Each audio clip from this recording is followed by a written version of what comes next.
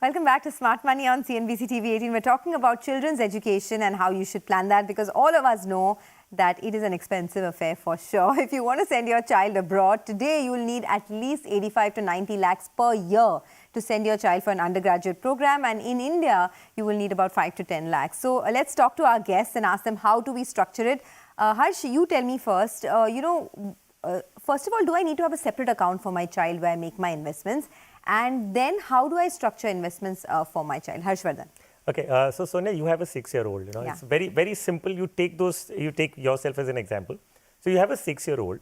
You will first estimate that when are you likely to require. So are you requiring to provide for undergraduation or post-graduation? So you just make up your mind, saying that I have another, say, probably 10 to 12 years before which your child is going to require to pursue undergrad.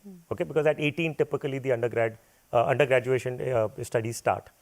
And then you put a number to this, saying that, okay, I need an X amount of money at his age of 18. Okay, and then you work backwards to say that how much do I need to invest every month to accumulate that kind of corpus? Now, because you have minimum 12 years to your side, most certainly we've understood that fact that you need to beat inflation. Okay, so if you have 12 years to your side, you're going to be investing into products which are having a growth potential, which is equities, right? Which is through mutual funds. You can start an SIP, for that educational goal that you have, and just let it accumulate over a period of 12 years and use it for the education. Now, coming to your question, which you asked was, should you have an investment in his name or in general keep it as a part of the household savings, right?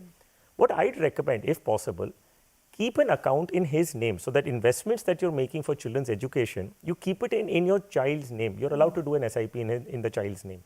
What happens because of this is that you know very clearly that this corpus has been kept aside, and in case of any other requirements that arise in the house, you will not break into it. If it's a part of the common pool in the household investments and you suddenly think that I need to buy a house, say for example, or you need to buy a car, or you need to go on a holiday, we tend to take money out of it. Yeah.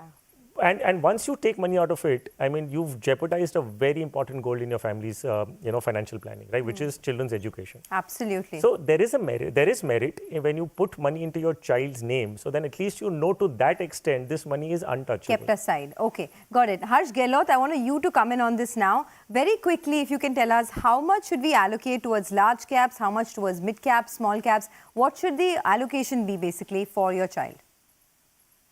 So I strongly believe that the risk that you should take should not be on your individual personality, but should be on the time horizon of the goal. So to a large extent, where will you put this money will really depend how far ahead are you planning for this goal. So I mean, if your goal is less than 5 years away, really, I think the entire asset class changes. But my assumption is 5 years and more. So if you are the goal is 5 to 7 years away, you would probably want to take slightly lesser risk. You'll be okay with slightly lower returns, but you would probably have an index fund.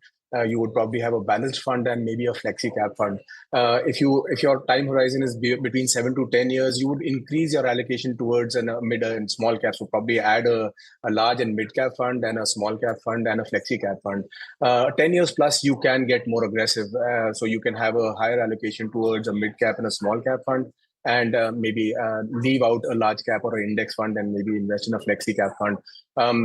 With a 12 to 15 year horizon, it makes a huge difference. The difference between a 12% return and a 14% return is absolutely mind boggling. So that cannot be ignored. And that is when I talk about taking informed risk, I think the risk profile has to be assigned to the goal so that you can understand what you're doing, the purpose of it, and how much risk you're taking, and how much are you actually mitigating by investing on a monthly basis. But I don't think for goals that far away, you need to have any other asset class but a nice, simple, easy mutual fund, depending on the time horizon of the goal. That's very well said. And finally, before we end the discussion, Prableen, a very important, decision. Do you take an education loan? Is that a good option? Sonia, the decision would actually depend on the situation that you are in. But for a parent, let's say, who haven't really planned much, and the kids' education is just about 2 or 3 years away. So even if you start putting all your yearly bonuses and allocate what you have currently towards the child education, there would be a deficit. And like I said, that you should not jeopardize your own retirement as well, the corpus, because by the time your kids are actually going to college, you are in the 45 to 55 year bracket. So you're also there in your retirement. And if it is coming at the cost of allocating all your retirement corpus towards your child education, then I feel taking an education loan definitely makes a lot of sense, because it is still a productive loan. Where till 8 years, the interest component is allowed as a deduction. There is no upper limit on the interest payment which is paid. And, for entities like SBI, they allow you that you can start repayment after 1 year of completing the course. So the liability at that time can be probably divided between the parent and the child. And I think that also bring in some element of responsibility on the child. Maybe the child would actually work harder to get a scholarship so that, the education loan burden can be reduced. So I Okay. think it's not a bad idea. Definitely should be thought of. Okay, teaching your children responsibility is a whole different show. It's another 1 hour special that we have to do, right? But for now, we've run out of time. Thank you so much, Harsh, and Pravleen, for joining me. This is a very, very important part of financial planning. So I thought we must put it out there for our viewers. And thanks a lot for watching Smart Money. Have a great weekend.